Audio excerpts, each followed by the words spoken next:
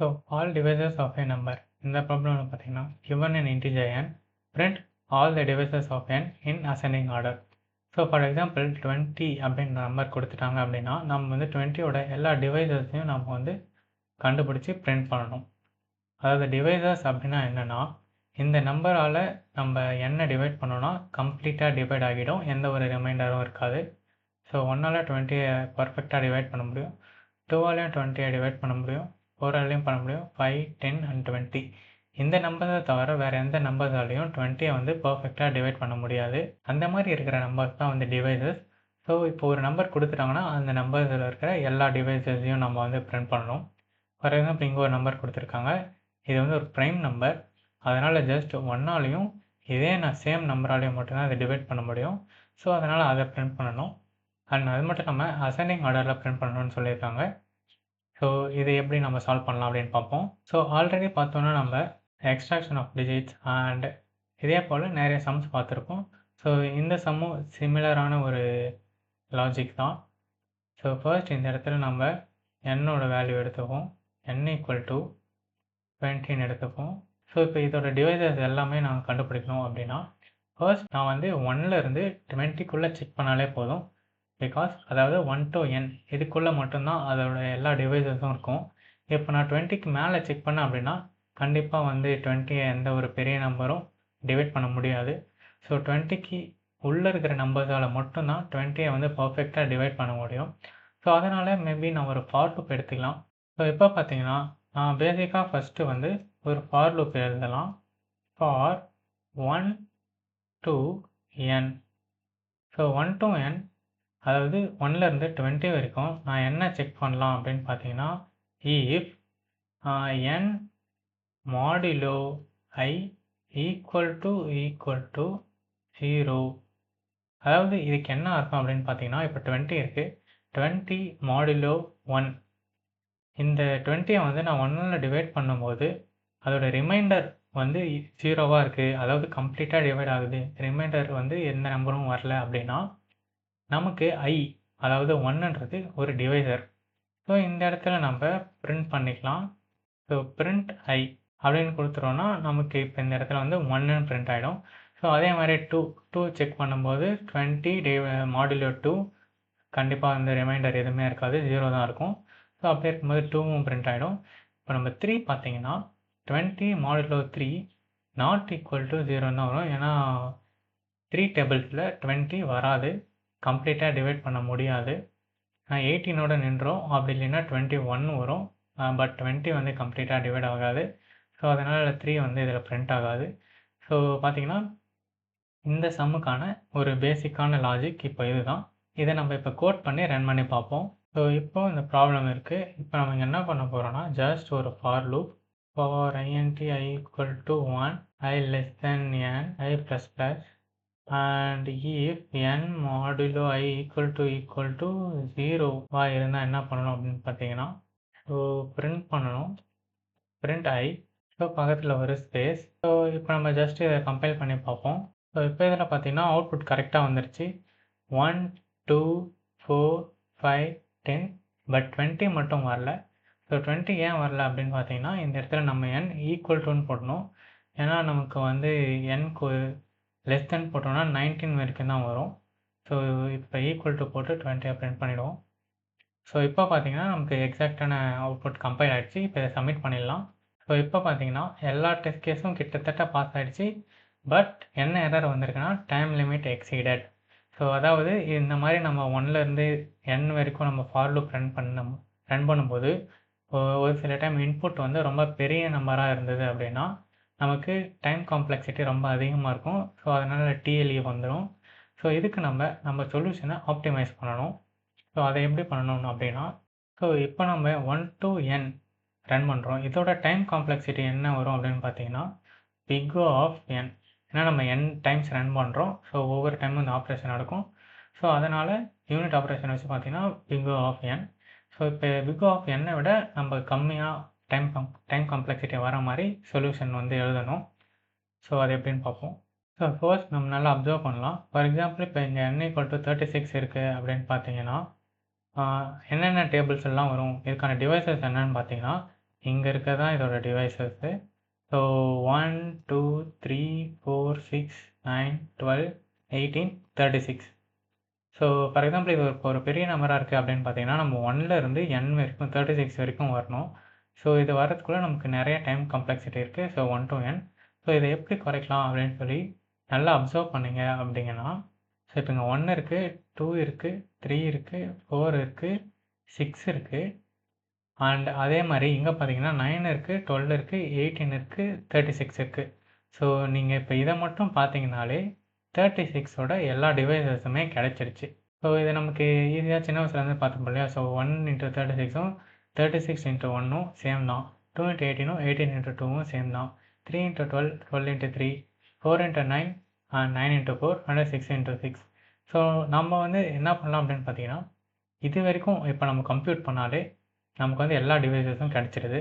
So அதனால் மீதி இருக்கிற இந்த பாதியை வந்து நம்ம கம்ப்யூட் பண்ணவே தேவையில்ல. ஸோ நம்மளோட டைம் காம்ப்ளெக்சிட்டி வந்து கிட்டத்தட்ட ஒரு பாதி மாதிரி கம்மியாக வாய்ப்பு இருக்குது. ஸோ எப்படி இப்போ நம்ம வந்து எல்லா நம்பருக்கும் வந்து கரெக்டாக இதோட நிறுத்தணும் அப்படின்னு கண்டுபிடிக்கிறது அப்படின்னு பார்த்தீங்கன்னா, ஸோ இப்போ வந்து எல்லா நம்பர்ஸ்க்கும் எப்படி கரெக்டாக நம்ம இந்த மாதிரி பாதியில் நிற்க முடியும் அப்படின்னு சொல்லி யோசித்தோம் அப்படின்னா, இங்கே என்ன நம்பர்னு பாருங்கள், n = 36 அண்ட் டிவைசஸ் வந்து என்ன இருக்குது அப்படின்னு பார்த்தீங்கன்னா 6 × 6. அதாவது அந்த நம்பருக்கு ஸ்கொயர் நம்பர், அதாவது ஸ்கொயர் ரூட் எடுங்க. ஸ்கொயர் ரூட் எடுத்திங்கன்னா இப்போ 36க்கு ஸ்கொயர் ரூட் எடுத்திங்கன்னா 6. ஸோ வேறு எந்த நம்பராக இருந்தாலும் அதுக்கு ஸ்கொயர் ரூட் நம்பர் வர வரைக்கும் போனாலே போதும், நம்ம வந்து ஈஸியாக அதோட எல்லா டிவைசஸையும் கண்டுபிடிக்க முடியும். ஃபார் எக்ஸாம்பிள் இப்போ நம்ம ஒரு 25 எடுத்துக்கிறோம் அப்படின்னா வச்சுக்கோங்களேன். 25க்கு என்னென்ன டிவைசஸ் அப்படின்னு பார்த்தீங்கன்னா 1 and 5 and then 25. ஸோ 25க்கு ஸ்கொயர் ரூட் நம்பர் என்ன? 5.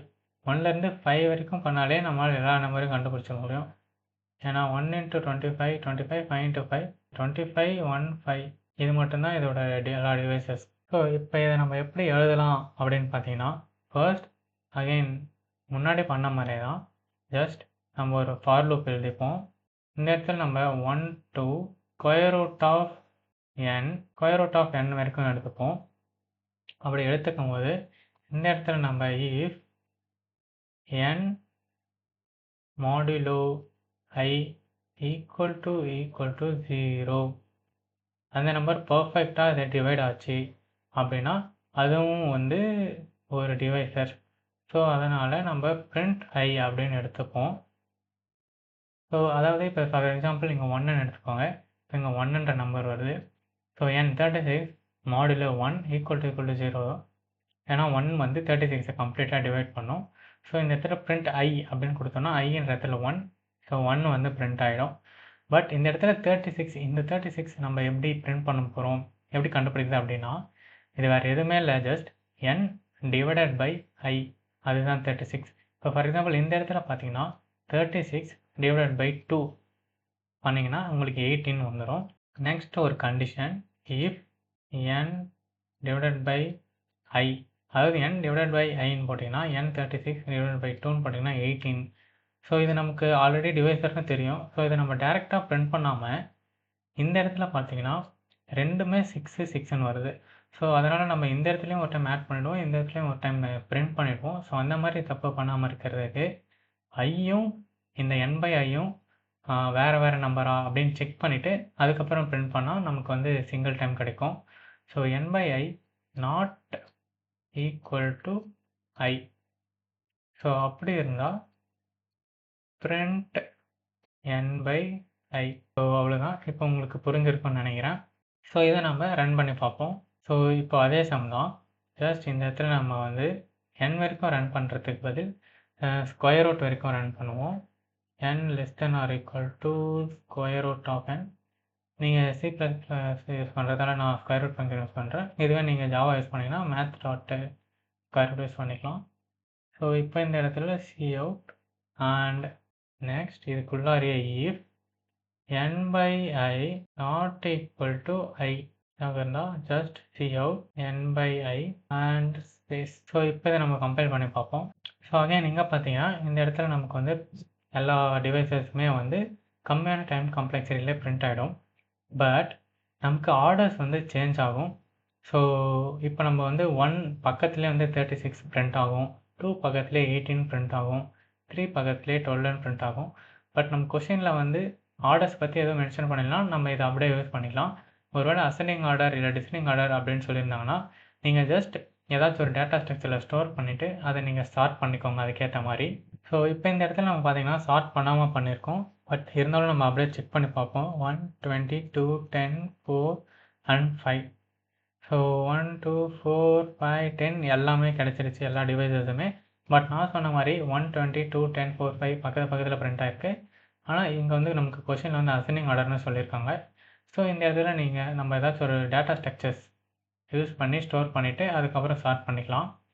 இப்போ C++ன்றதால ஃபார் எக்ஸாம்பிள் இந்த இடத்துல நான் வெக்டார் எடுத்துக்கிறேன், அரேவை எடுத்துக்கிறேன்.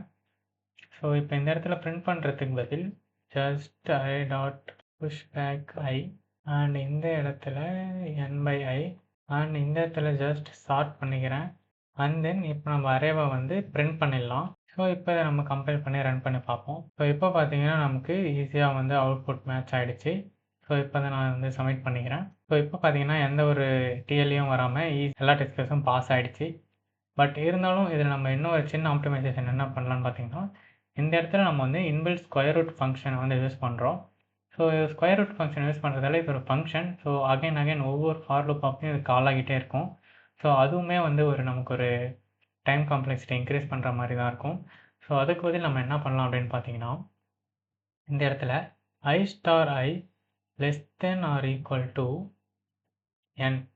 இப்போ பார்த்தீங்கன்னா ஜஸ்ட் இதை வந்து ஒவ்வொரு டைம் பண்ணும்போதும் i சேஞ்ச் ஆகும்போது i into i மல்டிப்ளை பண்ணி அது என்னை விட கம்மியாக இருக்கா இல்லை ஈக்குவலாக இருக்கா அப்படின்னு மட்டும் செக் பண்ணி பண்ணும். இதை வந்து நம்ம ஸ்கொயர் ரூட் ஃபங்க்ஷனை யூஸ் பண்ணுறதுக்கு பதில் இன்னும் ஒரு எஃபிஷியண்ட்டான மெத்தட். ஸோ அகைன் சப்மிட் பண்ணி டெஸ்ட் பண்ணலாம். ஸோ இப்போ பார்த்தீங்கன்னா சேம் எல்லா டெஸ்ட் கேஸும் பாஸ் ஆகிடுச்சு. பட் இன்னும் கொஞ்சம் ஒரு எஃபிஷியண்ட்டான மெத்தட் யூஸ் பண்ணியிருக்கோம். அண்ட் இப்போது இதோடைய டைம் காம்ப்ளெக்சிட்டி என்ன அப்படின்னு பார்த்தீங்கன்னா, இந்த இடத்துல நமக்கு ஸ்கொயர் ரூட் ஆஃப் n வரைக்கும் தான் போகிறோம். ஸோ இந்த இடத்துல நமக்கு டைம் காம்ப்ளெக்சிட்டி பார்த்தீங்கன்னா big O of square root of n அப்படின்னு சொல்லலாம். ஸோ இந்த இடத்துல big O of square root of n.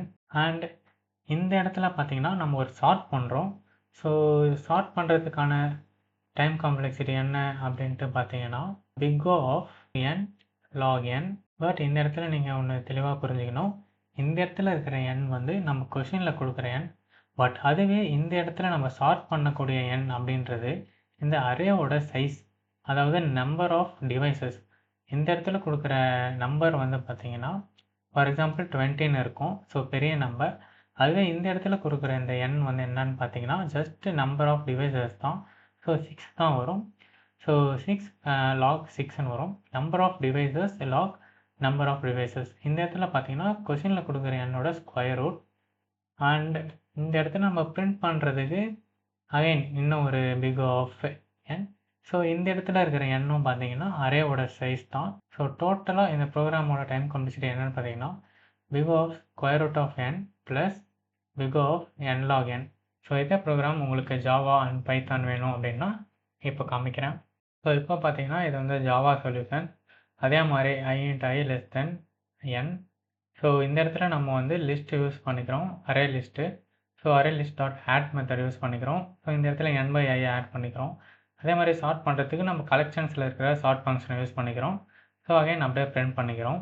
So இப்போது பைத்தானில் பார்த்தீங்கன்னா ஒரு அரேவை டிக்ளேர் பண்ணிக்கிறோம்.